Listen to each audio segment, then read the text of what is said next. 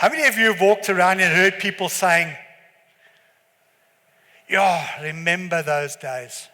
Oh, those were good old days. Huh? Those were good times." Huh? Who doesn't think of the old times? The good times? Huh? No one. Yeah. You guys having a bunch of imagination. Huh? I'm getting worried. I mean, I walk around and I often think of, believe it or not, my army days. I had the privilege of going to the army. I don't know if it was a privilege, but I didn't have a choice in it or a say.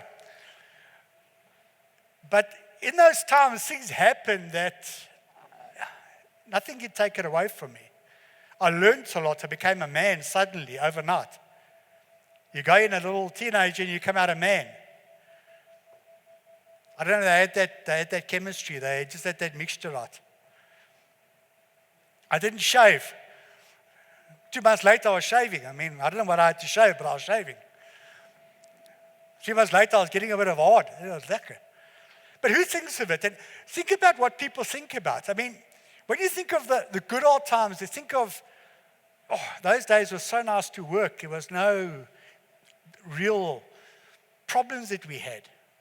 You had channels that you could follow, and it was nice, man. Do you know what? In those days, we had no potholes. I mean, just think, I used to ride my car, and I didn't have to swerve out. And had robots. I could ride through a green robot without looking left and right to see who's coming through the red robot. I mean, those were good old days. I mean, who thinks so? Who doesn't think it was good old days? Huh? They were excellent, man.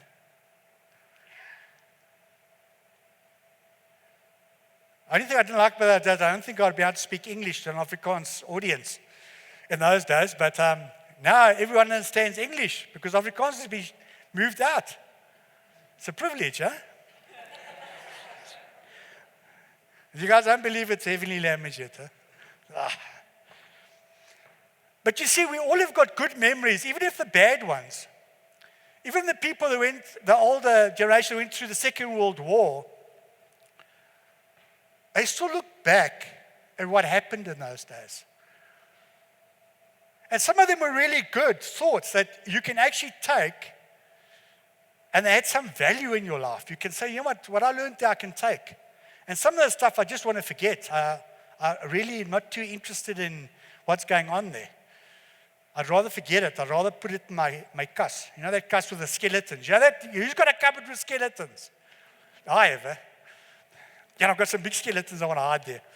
But you know, as I go, the Lord has made me open this cupboard, and I've been able to take out those skeletons and start dealing with them. And once you get those skeletons out of the closet and you start dealing with them, it seems like you get a bit lighter. You know, you aren't carrying this weight. I mean, who feels like they're carrying a weight? I mean, I do. Every day. I get out of bed, I'm already tired, man. I haven't gone to the kitchen yet for my coffee. I get to the bottom of the stairs and I have to rest nearly.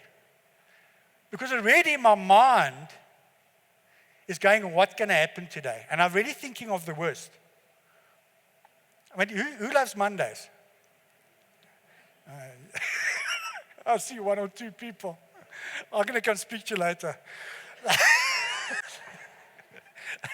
Yeah, sure. You're an inspiration to me, I promise you, because I don't enjoy Mondays too often.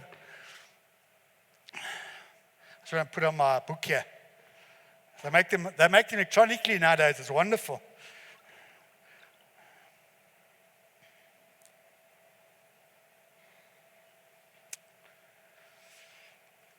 But when I think back, there's a verse that comes up in the Bible that reminds me that I shouldn't be looking backwards. Who knows that verse? It's all Luke. And Jesus says, let's see if I got this right. Luke 9:62. It says, Jesus replied, "No one who puts a hand to the plow and looks back is fit for service in the kingdom of God." Now I'm telling you guys must look backwards and at the good old times. And now the Lord tells us we mustn't look back. But to understand this better, I think we should go and see what does it mean not to look back. What is looking back? Looking back is when you turn back to your old life, when you turn back to your old mannerisms, your old faults, and Slowfoot, and I just wanted the people who don't know me, Slowfoot's the devil.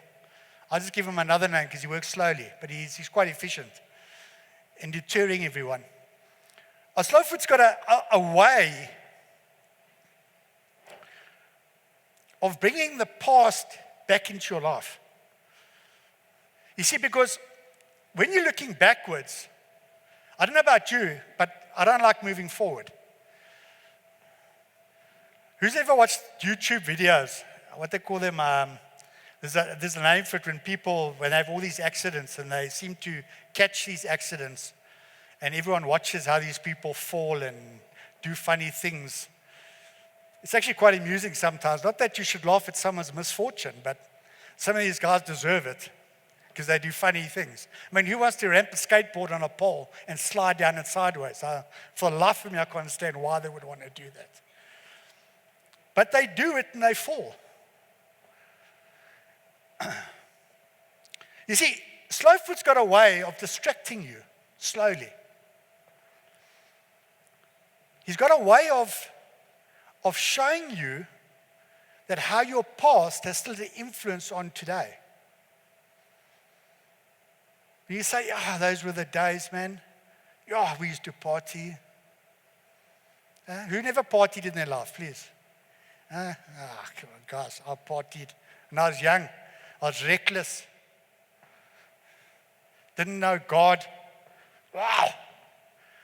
Vault. There was no bricker. You know that saying, brandewyn nie die brieke nie. I had zipper of that. But think about it. When you start thinking about the old times, what memories come up in your mind? Oh, those were good. Yeah, we used to joll in those days. Look how boring my life is now.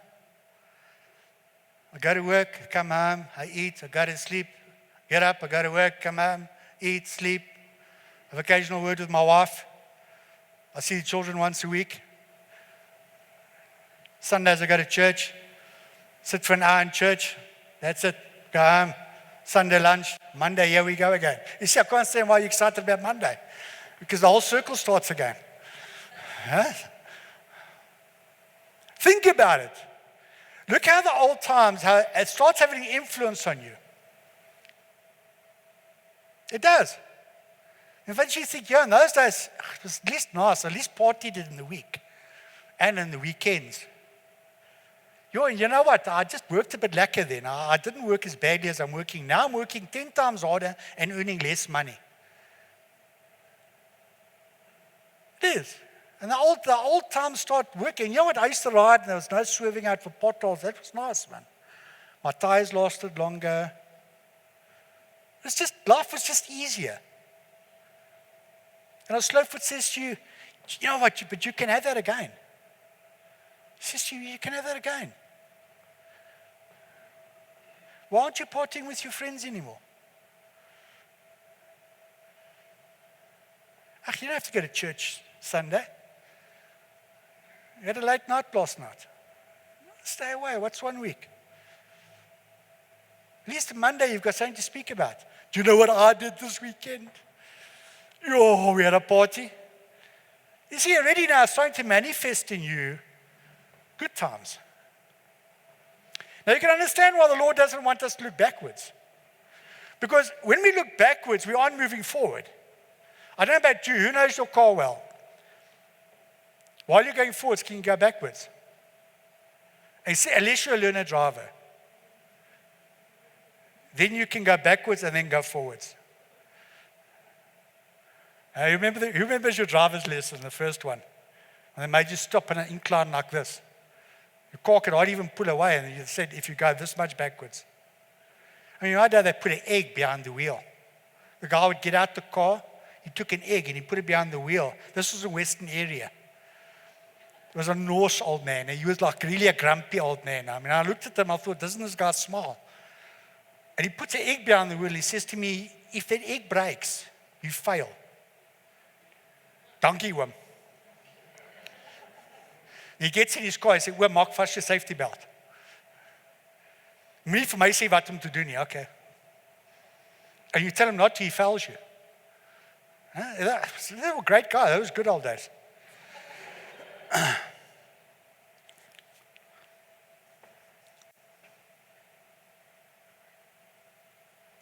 You see, when we're looking backwards, what are we doing? We're procrastinating. Okay, dis 'n lang Engelse woord. Let me do this in Afrikaans. Julle doen niks nie. When you're thinking of the past, what are you doing? You aren't moving forward, so what are we doing? You daydream. Who's ever daydreamed? You stand still and daydream. The kids in the school do it a lot. Hi, Kaylee. Hey, kids do it, they sit there. And they suddenly throw a question at you, you don't know how to answer it. I'm sorry, ma'am, I didn't hear that one. Could you just please repeat that? You procrastinate, and while you're thinking and you're procrastinating, nothing's happening. See, you can't move forward if you are moving backwards. So, it came to mind that the Lord said to me, John, if you're standing still the whole time, how am I going to get you to work in my kingdom? I said, that's a good one, Lord. That's a good one. Because at one stage, I got to a stage I was like on a plateau. You know when you think you've arrived, you actually think everything's right. My stilte tyd is daar. Ek hou my bid hier elke oggend. En ek probeer alright loop in die dag. I keep my cool. I try and handle everyone with love and respect. And I've arrived. I think I've got that pretty nailed. I get to a plateau that I've got time now to think about my past. Where am I going? What am I doing? You see, even in Luke, in those days, believe it or not, even in the Old Testament, people did the same thing. They procrastinated.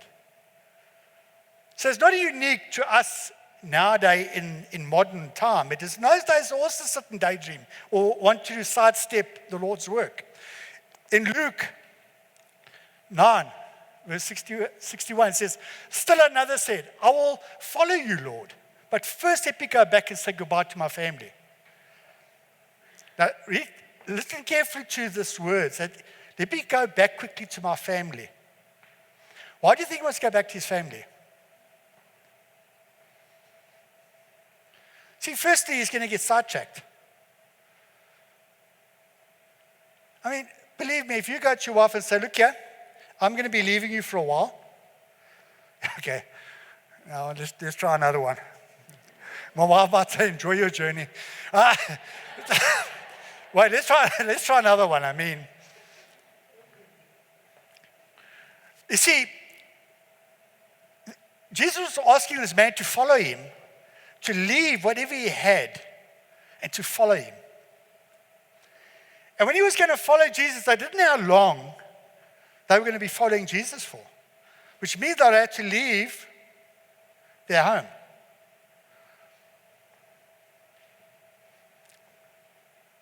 So what do you think is going to happen? Who do you think is going to be the first influence on the disciple? Don't you think it's going to be mom or dad or a loved one, brother or sister? See, in those days, they didn't have TVs and radios and that type of stuff. It was all about they had interaction with each other. There was deep family love. There were deep roots. I remember when I was young, we didn't have TVs. We had radio, Springbok radio. Who remembers Springbok radio? On Friday, squat cars. Who remember squatties? Come back from scouts and run down those stairs like brake marks coming into the sitting room. I sit by the radio. We say that big radio. You remember, it's more like a sideboard. It's about this big and about this high. I mean, I don't know what they fitted in this thing, but it was a radio. Still had those big dolls, and the squatties. I remember, a good old days.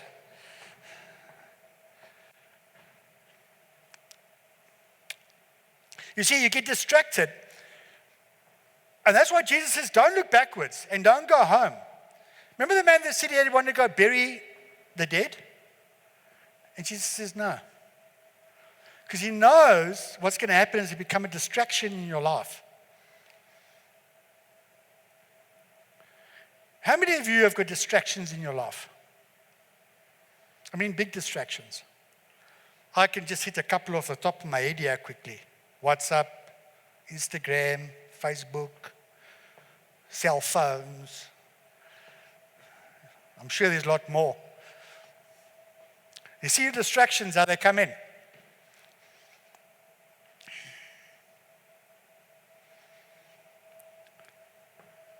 Who likes texting while they're driving their car? Come on, guys. No one does it. You guys are honest. It gets frightening. Especially when the person in front of you hits brakes and you still think they're quite far ahead. Have you seen people texting while they're driving their car? They actually look drunk. See this car wandering, you think, okay, which way is this guy going? There's no road going to the left. Why is he coming my way? It's frightening. I was going to show you a video, but I decided not to because it was gruesome. A short video of how people, while speaking on their phones or texting, the accidents they landed. You know, I'll slow foot. He's got a wonderful thing I'm working on. When I'm working on a sermon or something, our slow foot's wonderful. The bid group, they keep me active. It's not because they're a gebedsgroep, but the devil's got a way of drawing my attention away of what I should be doing by ding ding. Okay, mine makes like a water drop, but I can't say a little. Okay, what's that? Oh, I've got to look, this is getting too much. I'll quickly open my phone. So now I've left what I'm doing for God's kingdom, I've left to the side now. Now I'm doing something else. You see how quickly it is and easy it is to be distracted. Can you understand the first verse where the Lord says, don't put your hand to the plow if you're going to be looking backwards? Who's ever tried to drive their car looking backwards? Guys, I haven't tried it. It's exciting, you should try it. But try it in an open space, like a football field or something. I don't think you realize how a person gets distracted. Already, I'm sure there's some people already distracted here. That fan over there makes a noise. I know. I wish someone put some grease in this thing. Oh, this thing, when are they going to fix it? Am I right there, Bruce? Yeah. It's that one, isn't it? Yeah, I know. I often hear the thing. I'm going to squirt that thing one of these days myself. I want to show you how modern life has taken us to a point that we can't concentrate. Even a short time in your Bible time, in your quiet time with the Lord. How many of you get distracted? And though we're spending 5 minutes in the Lord's time or in His prayer, we get distracted. I've made a rule now when I go to my desk and I'm going to have quiet time, I leave my phone next to my bed. Because it's like a magnet. It's like a magnet. Even my computer, I close it. Because I start reading and then something catches my eye on the computer, email. Let's just quickly see what's going on here quick. I lose that interaction with the Lord. Yeah, we were singing. Ons wil nader en nader aan God beweeg. But I want to ask you, how can we pull nearer when we've got all these distractions bugging us? Because that's what they do. And if you think we're the only ones that this happened to, it isn't. I want you to look at Lot. Who knows Lot in the Bible? Yeah, poor oak here. I mean, he's living in a city filled with sin and corruption. Reminds us something a bit like of what we're living in this world at the moment, isn't it? There's corruption, there's sin, it was a bad place. Sodom and Gomorrah, it was a bad place. And the Lord says to him, you must take your stuff and you must go. You must leave now.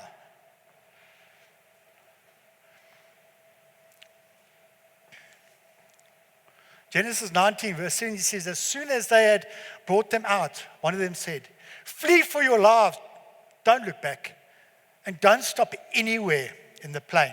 Flee to the mountains, or you will be swept away.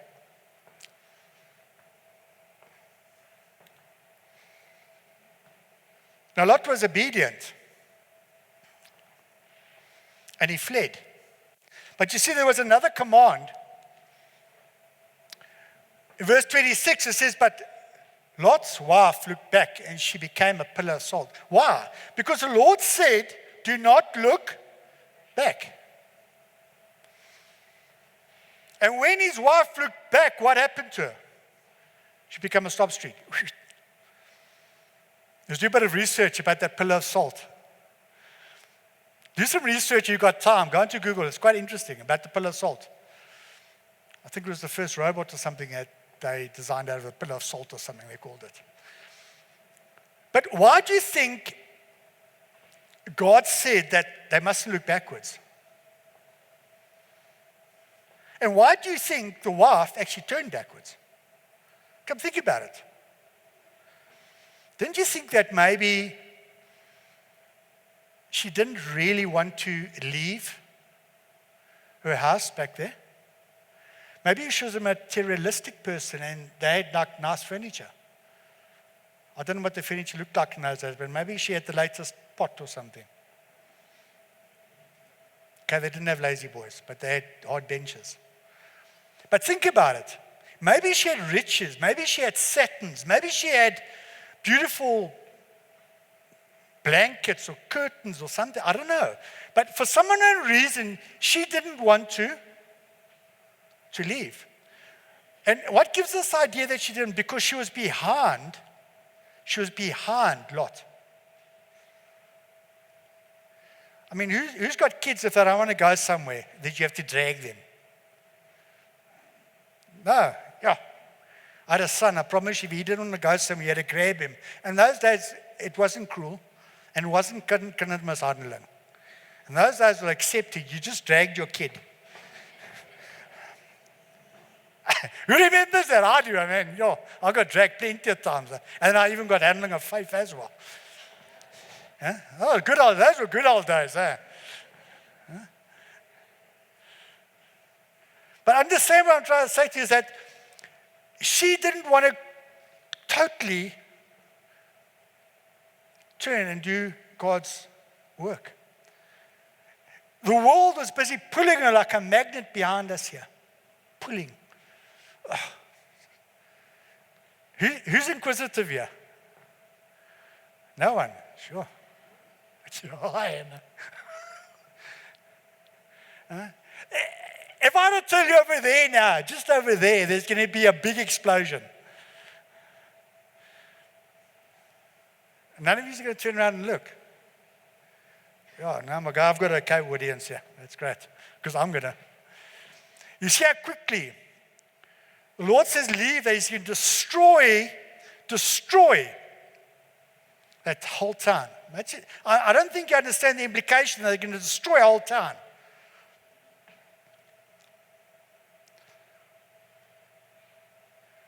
It's like leaving your house and knowing when you come back that house is not going to be there anymore.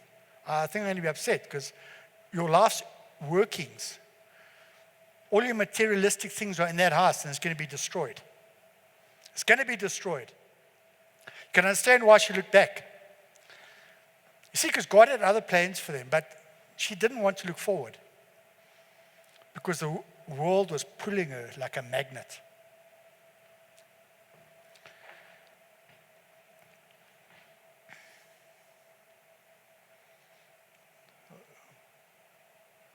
Oh dear. You think they were bad? Who thinks about the Israelites? I mean, these poor guys, think about them. They left Egypt. These guys were slaves. It couldn't have been pleasant being a slave in those days. Pretty hot. Think of the last couple of days we've had here. It hasn't been pretty pleasant. It's been pretty hot. The Lord takes him out of there and walks him into the desert. He parts the seas for them. Think of it. In the desert, the Lord performs about 15 miracles to the Israelites. And then he still promises them. Listen, he promises them the promised land, a land of milk and honey. It's like us being promised a land with no potholes.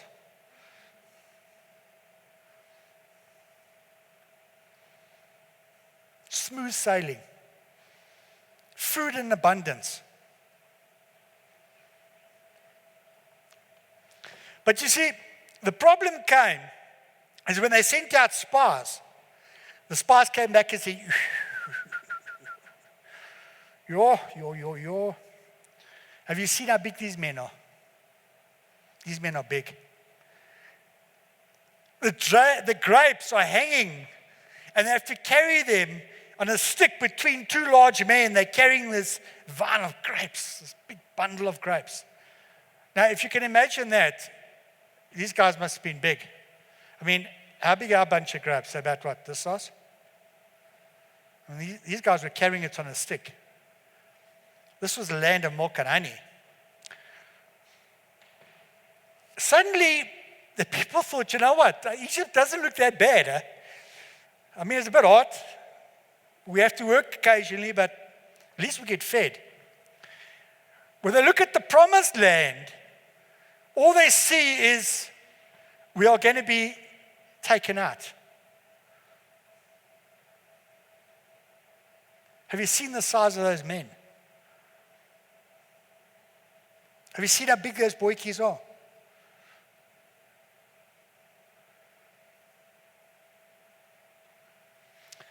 What is their first reaction? What do you think they're going to do? Turn back. Let's turn back. And they said to each other, we should choose a leader and go back to Egypt.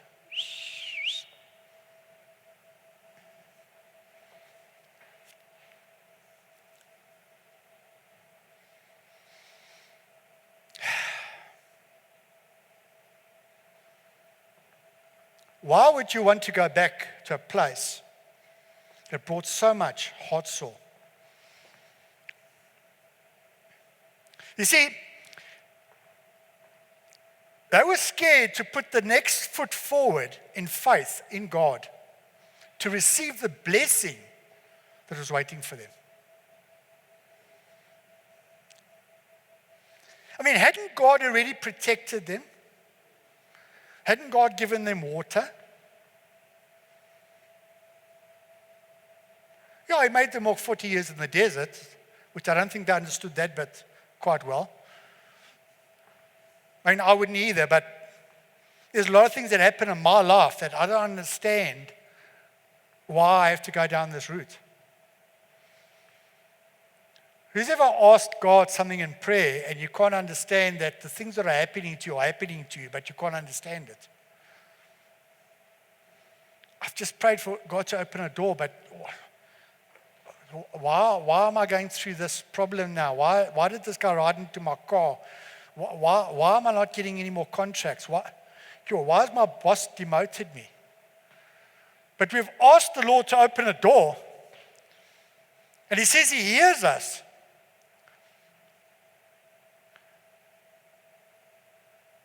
He hears us. But maybe that door's only the size and we need to shed some weight. You thought of that? Sometimes we have to shed some stuff before we can enter through the door that the Lord's opened for us. Maybe there's something in your life you have to get rid of. You have to cut away. I don't know about you, but I'm not perfect.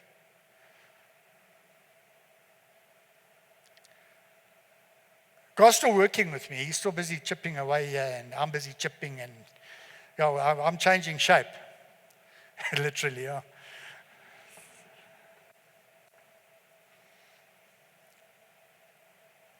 You see, they were scared to step into God's promise. Who of you are scared to take a step in faith for something you have prayed for?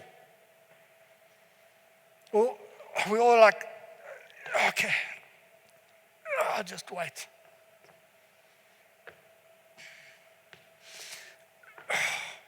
This is going to take long, I don't know.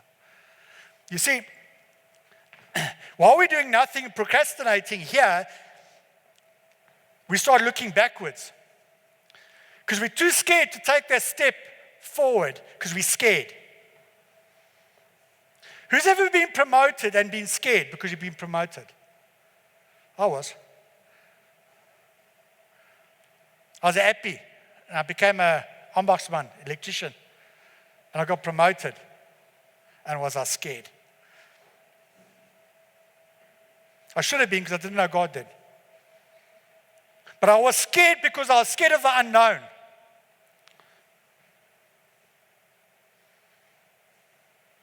Do we really know what God has got planned for us? Do any of you know?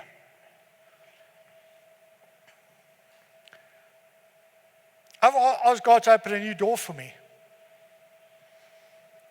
And to close the doors that He has to close. And I'm a bit frightened. Because I'm promised He's going to take me out of my comfort zone.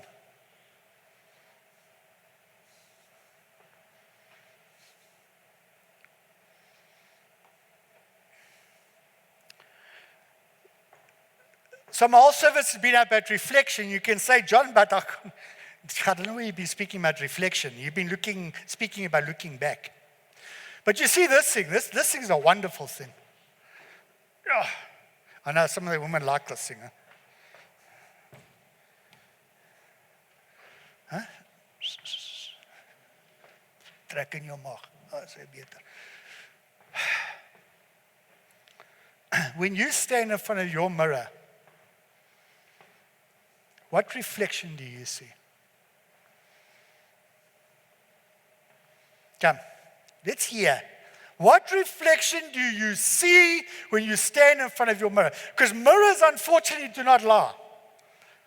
I don't know, unless you've got one of those jinxed mirrors. No one's will make you look skinny or fat or whatever, make you look better. I've looked at mine, I still haven't grown much more hair.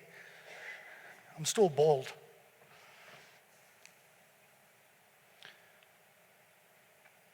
Who likes what they see in the mirror? No one. Ish. Oh, do you guys have mirrors?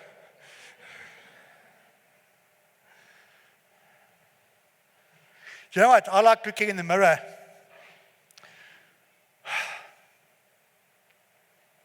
When I'm on my knees. And I can thank God for what He's doing in my life. When I look in the mirror and I see change happening in me,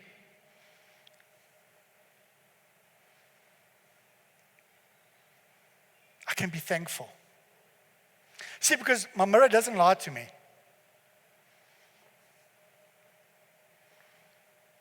There's no photoshopping.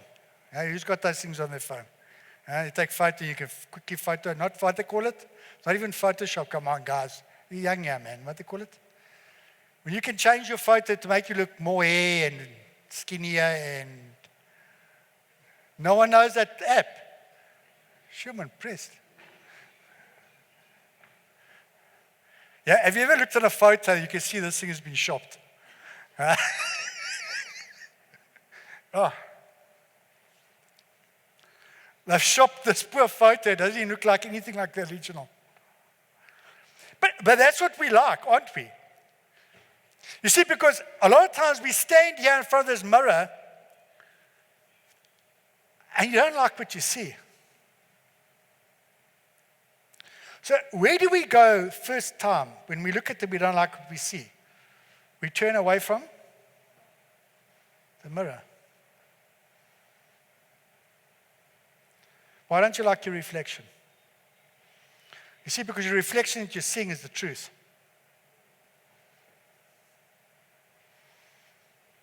And if you don't like the truth, where are you going to go to? You turn back to the good old days. You see, because unfortunately, it's easier to fall back into the world.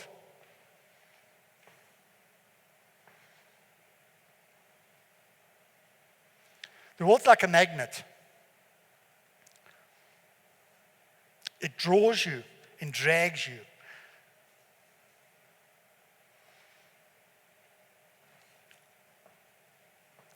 So to have a good reflection, what should we be looking at? Galatians 3, verse 2, it says, set your minds on things above, not on earthly things. When you look at your reflection in the mirror, how many of you turn to God first and ask God to start the working in you first? How many? Because I battle with that one. You see, I first try myself. I'm human. I'm not afraid to admit that I'm human, that I make mistakes. So that's one of our biggest problems, is our pride. Our pride stops us making the necessary decisions to change our lives. Ish, wat gaan my vrou vir my sê? What are my friends going to think of me?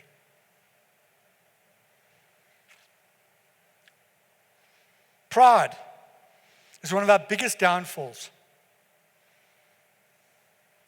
It's one of the biggest things that keep us away from doing introspection. Ek lyk te goed, man. I don't need any work. Even my hair's all right.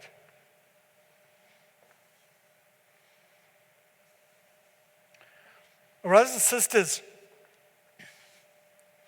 it's time we start getting honest with each other and honest with yourself. The time's drawing near. And if we can't help ourselves and look at ourselves and say that we need help from God, how are we going to draw other people to God? How are the other people going to see the light shining within us if we can't see the light ourselves?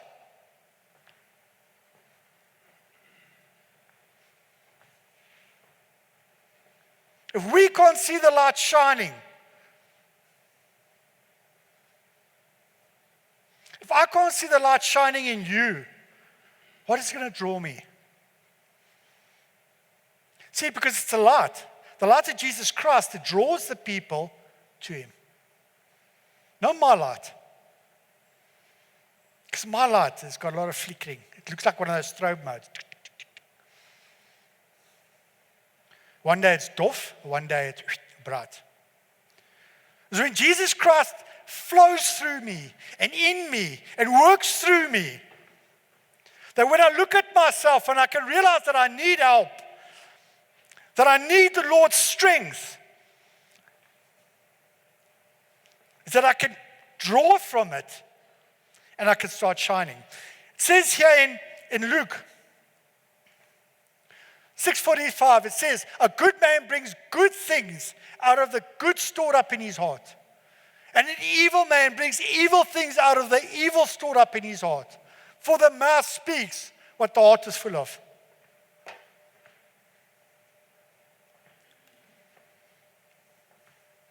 They say that English saying, leopard never change, can't change its spots. It'll always be spotty.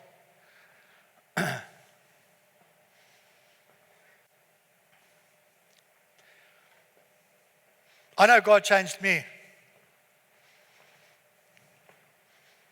Because when I reflect, and I want to use this word correctly, not turn back, but when I reflect from whence I came, from where the Lord took me out of, from what I was, and to where I am now, where I'm standing now, and I'm looking at my reflection, when I get down and I feel that there's no hope, I can reflect back on the past and see out of where God has taken me. I can draw hope from the journey I've walked with Him.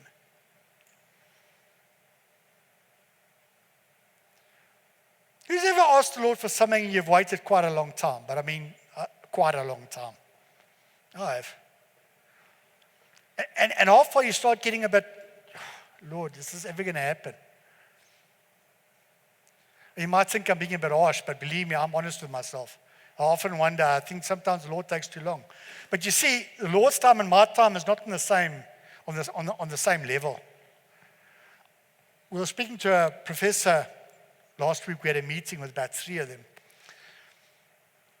And this guy explained God's time so well. He says humans look at time as from here. I was born there and I died there, or I am here now. There I was reborn. Here I am in trouble now. You see, we look at it from here and we can put a time to it. How do you think God looks at time? See, God looks from this side. See, He has God's timeline. He's looking at it from this way.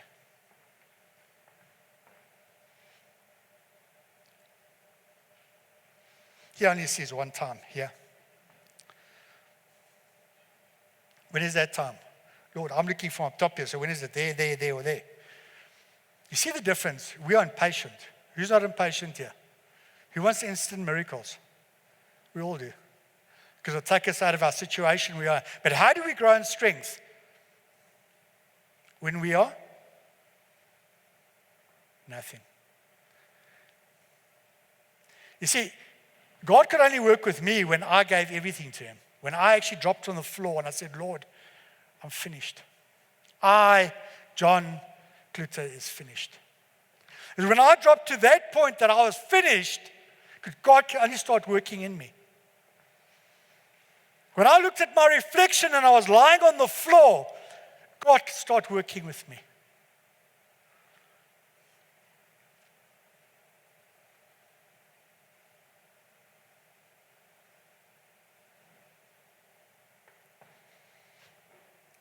Brothers and sisters, become a time in this world now that we're going to start reaching out to the people out there that are lost. I saw a saying the other day, who are you prepared to leave to go to hell? Because somewhere down the line, you're going to have to leave someone here that you haven't told about Jesus Christ. But how can you go and spread the news to the world and show the light if you can't be honest with yourself? When you're permanently walking backwards. Because you can't move forward in God's kingdom if you're looking backwards. I don't know, I've never seen anyone walk in and out here backwards yet. I think those stairs might be a bit tricky.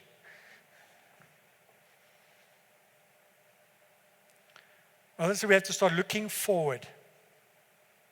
We just have to start looking forward into our reflection. Thanking God for what He's done for us. Take what He's done for us, that we can draw hope.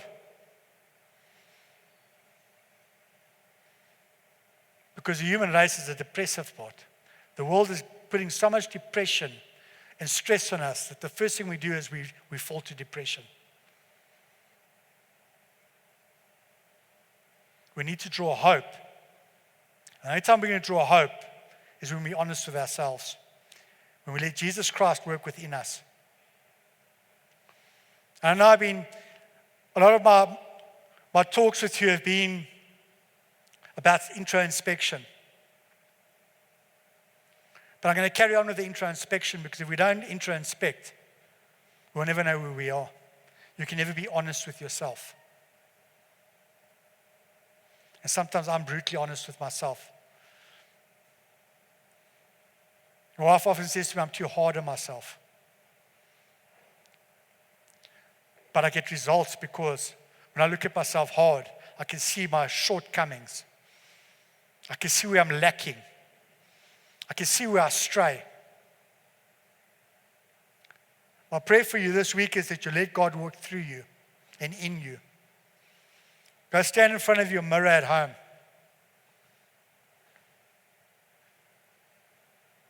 They say stand in front of God naked. I don't mean go stand in front of the mirror naked, but just stand in front of the mirror.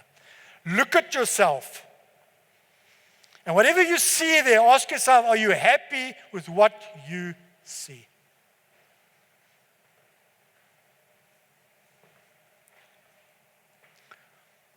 What is my heart full of? Is my heart full of anger, unforgiveness, pride? Or is my heart full of Jesus Christ? Forgiveness, love, empathy, compassion.